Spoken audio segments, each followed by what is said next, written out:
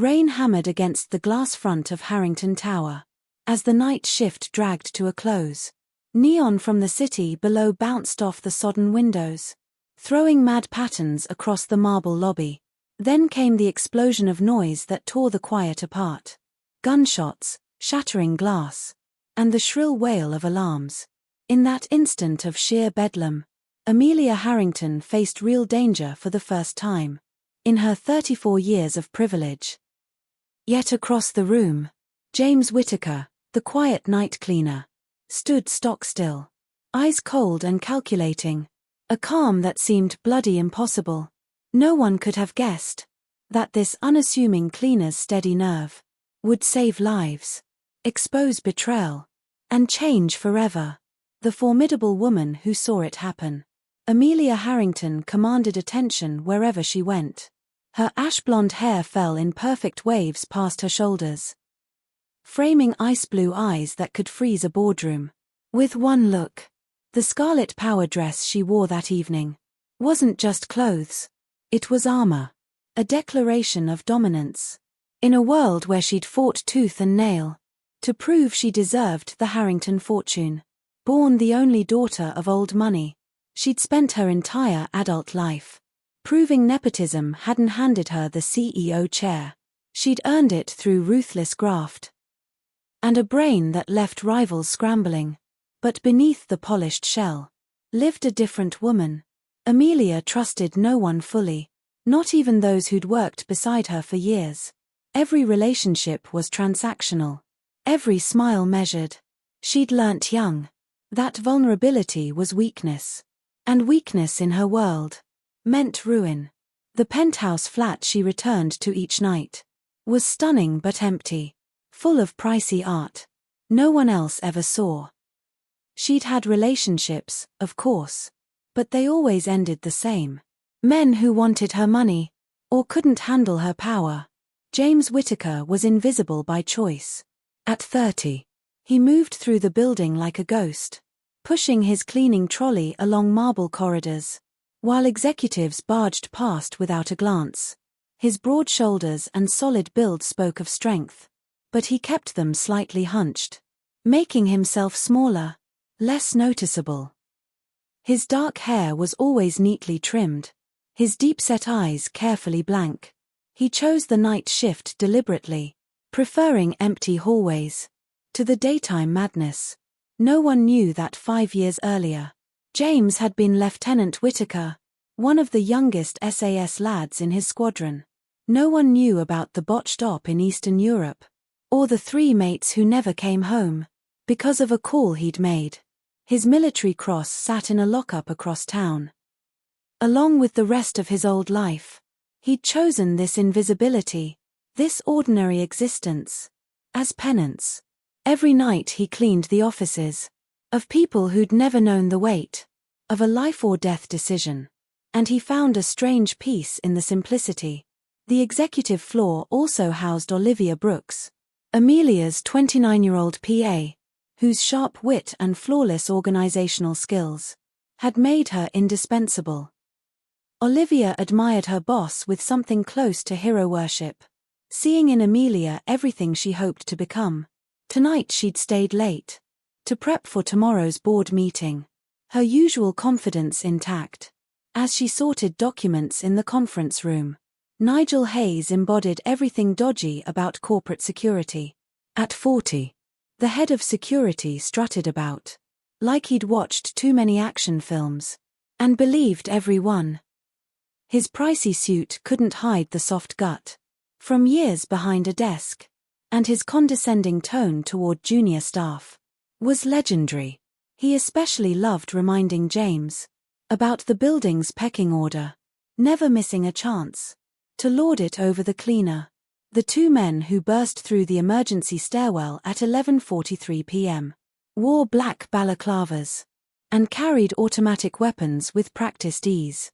They moved with military precision, clearly following a rehearsed plan.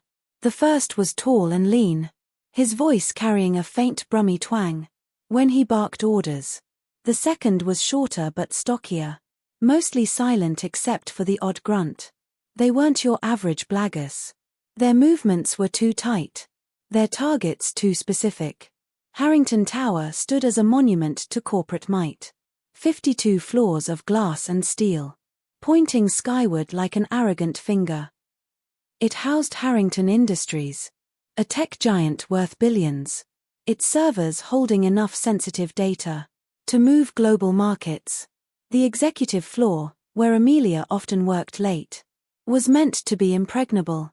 Keycard access, biometric scanners, and Nigel's supposedly crack security team. But on this rain-lashed Thursday night, all those precautions proved useless. The first shot shattered the illusion of safety. The bullet punched through the conference room window, cracking the reinforced glass in a spiderweb, sending everyone diving for cover. Screams erupted as staff scrambled, knocking chairs over, papers flying everywhere. A young analyst called Marcus froze completely, mind unable to process it. Sarah from accounts crawled under her desk, sobbing. Amelia's first instinct was to take charge. As always, she stood up, ready to demand answers, to restore order through sheer will. But when the second gunman rounded the corner and leveled his weapon straight at her, she felt something she hadn't since childhood. Pure, paralyzing terror. Her hands shook as she raised them slowly, mouth dry, legendary composure cracking like thin ice. Nigel Hayes fumbled with his radio, shouting codes no one heard. His fancy protocols collapsed instantly, under real pressure. He pressed himself against the wall, sweat pouring, earlier swagger gone. When one gunman glanced his way, Nigel actually whimpered, a sound that would have been comical if the situation weren't so deadly. James watched it all from near the cleaning cupboard. His breathing stayed steady. 4 counts in, 4 counts out. Just like training. His eyes tracked positions, weapons, angles, distances. The old assessment feeling settled over him. Same as dozens of times in hostile zones. He spotted 3 exit routes, 2 improvised weapons, 5 staff dangerously exposed. Without sudden moves, James began gesturing subtly, a slight nod toward the heavy desk, a pointed glance at the alcove by the printers. Most were too panicked to notice. But Jennifer from HR caught on, crawling slowly to better cover.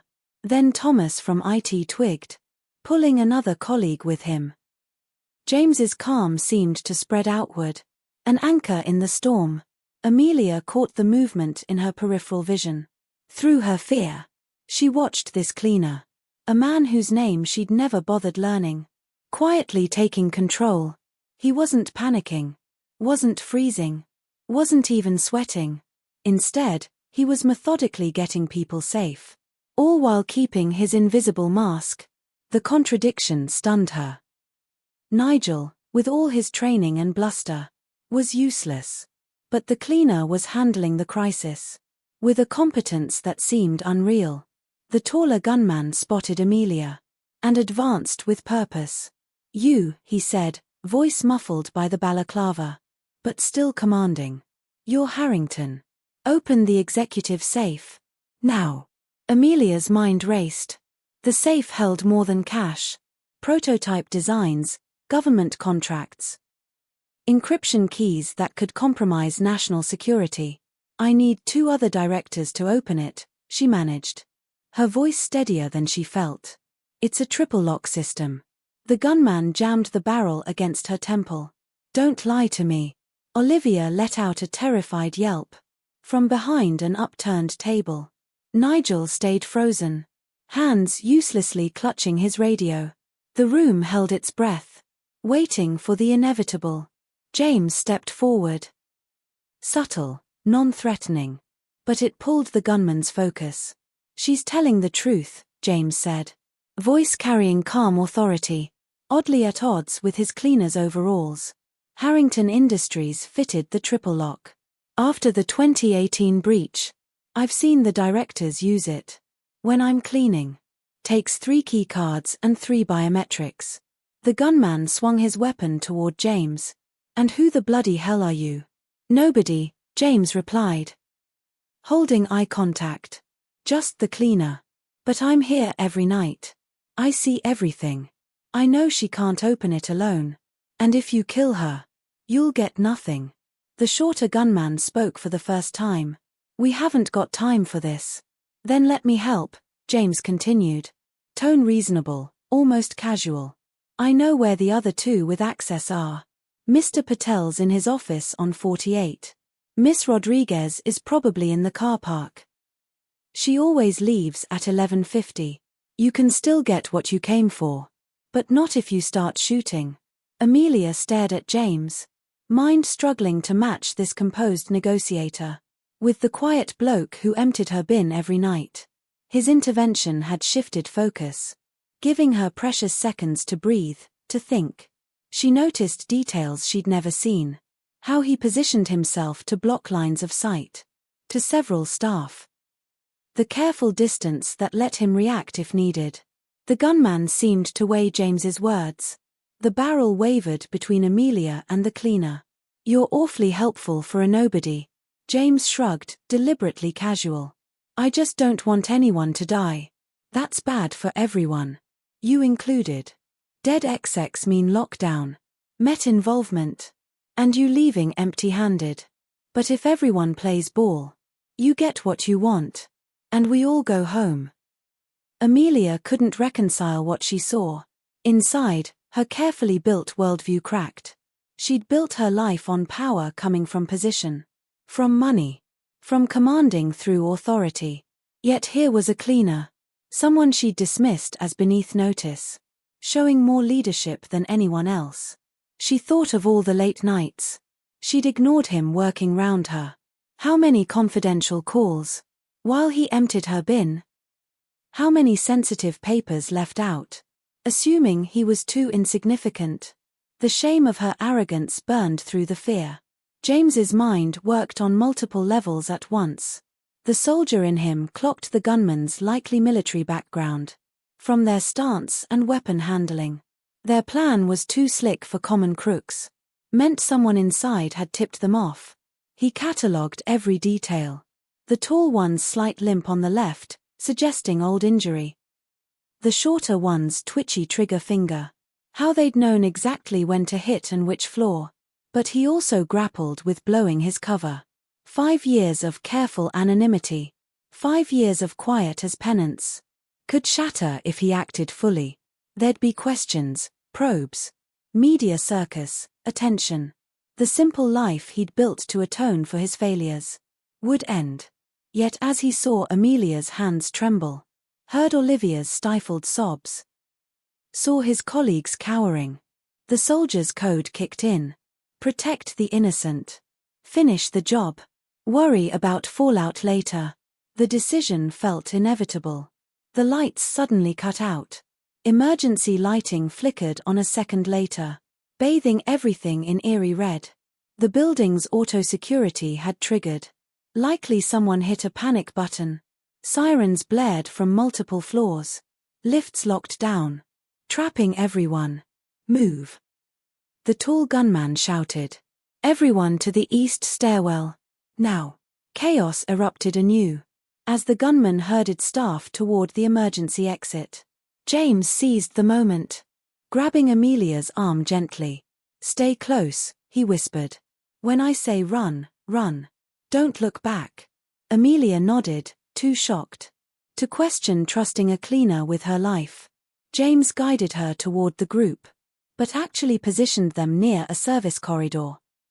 He knew led to a maintenance lift on a separate circuit. As they moved through the red-tinged gloom, James noticed Nigel Hayes doing something odd. The security chief wasn't cowering anymore. He was on his mobile, texting furiously. James's suspicions hardened. Inside job. Nigel's signaling the gunman. The group reached the stairwell. Gunman forcing everyone down. But James had counted heads. 3 staff still hiding in the conference room. Including Marcus, who'd frozen. In the confusion, the gunman hadn't noticed. I forgot my insulin, James announced suddenly. It's in my trolley. I'm diabetic. I need it. The short gunman swung round. Too bad. I'll go into shock without it, James pressed. Then you've got a medical emergency on top of this mess. The tall gunman cursed. 30 seconds. Make it quick. He jabbed at Amelia. Go with him. Make sure he doesn't try anything daft. James and Amelia headed back toward the main floor. As soon as out of sight, James pulled her into the service corridor. We've got maybe 90 seconds before they twig, he whispered. 3 people still hiding. We need to grab them and scarp her. How do you know? Amelia started. Not now. James was already moving. She had no choice but to follow. They found Marcus first. Catatonic behind an upturned table. James didn't waste words. He hoisted the lad in a fireman's carry. Conference room, he told Amelia. Under the main table. 2 more. She dashed ahead, finding Jennifer and Thomas huddled. Come on, she urged, surprised by her own authority. We're getting out. The service lift was old and slow, but working. As doors closed, shouting echoed from the stairwell. Their absence discovered. James set Marcus down gently and pulled out his mobile, tapping something. What are you sending? Building plans to the police. They'll need the gunman's likely escape routes. The lift descended agonizingly slow. On the 32nd floor, it lurched to a halt. Gunman had triggered a full shutdown. Out. James commanded, prizing doors open. They spilled into a dark hallway. Gunfire echoed above. Police had arrived, situation escalating. James led through a maze of corridors. His building knowledge clear in every turn. Amelia realized he knew Harrington Tower better than she did. Despite her family name on it. They reached another stairwell. James listened before opening. Clear. Down to 28. Then crossed to north stairs. Police will have lower floors secured by now. As they descended, a door burst open above. The short gunman appeared, weapon up. James reacted instantly, shoving Amelia against the wall, shielding her. The shot was deafening in the tight space. Amelia felt James jerk, saw blood bloom on his shoulder. But he didn't drop. Instead, he snatched a fire extinguisher from the wall and hurled it with deadly accuracy. The gunman tumbled back, weapon clattering down. James grabbed the gun with his good hand. Move, he ordered, voice strained but steady. They ran, James leaving blood drops. Black in the emergency light. Amelia found herself supporting him. Her designer dress now stained. The sight, the raw reality of his sacrifice, shattered something in her. No one had ever bled for her. No one had deemed her worth the cost. They burst onto the 28th floor, where a firearms team surrounded them. Clear. James shouted, dropping the weapon. Good hand raised. We're hostages, CEO Harrington and staff. The next minutes blurred. Police protocols, medics patching James's shoulder. Everyone hustled to safety. But Amelia refused to leave his side. Even when paramedics tried to separate them. This man saved my life, she declared, full authority. He stays with me. As the medic worked on James in the ambulance, Amelia finally asked, "Who are you?" Really? James met her gaze. For the first time, she saw the burden he carried. Former Lieutenant James Whittaker. SARS. Left 5 years ago. Why? The word came softer than intended. Bad op, bad call. 3 good men died because I chose wrong. His voice was flat, factual. But Amelia heard the pain underneath.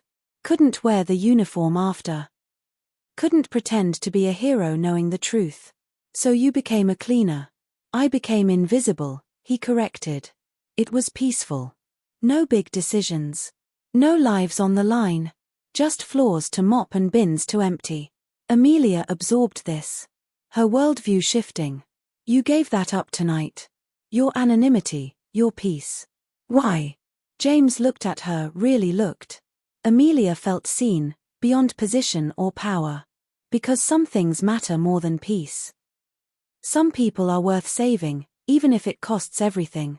Before she could reply, her mobile rang. Nigel Hayes. Amelia, thank God you're safe. His voice dripped fake concern. Where are you? I need to coordinate on the breach. James snatched the phone, switching to speaker. Tell him you're at the station. Say you need him there with tonight's security footage. Amelia did, noting Nigel's slight pause before agreeing. When she hung up, James was texting someone. Nigel's your inside man, he said. Saw him texting during the crisis. He knew when and how they'd hit.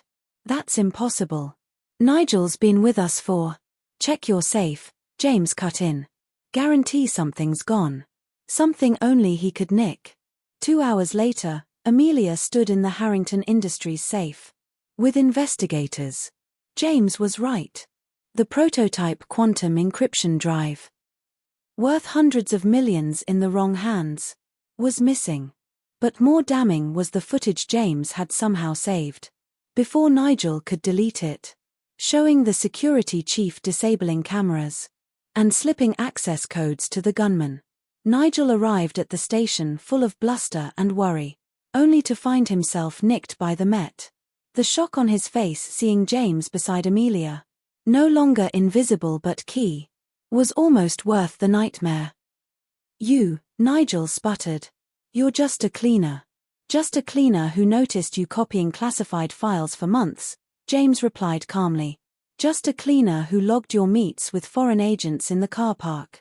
Just a cleaner who backed up evidence where you couldn't touch it. The probe revealed Nigel had been flogging secrets for 2 years. Culminating in tonight's heist attempt. The gunmen, nabbed fleeing the city, were mercenaries via Nigel's contacts. He'd banked on the chaos to cover tracks, never dreaming a cleaner was watching, recording, stopping him. In the aftermath, as dawn broke over London, Amelia found herself alone with James in her office.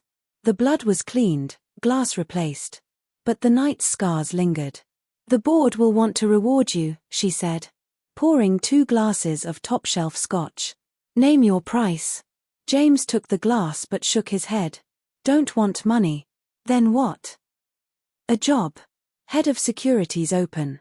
He was quiet, gazing at the sunrise gilding the city. I've been hiding 5 years, he said finally.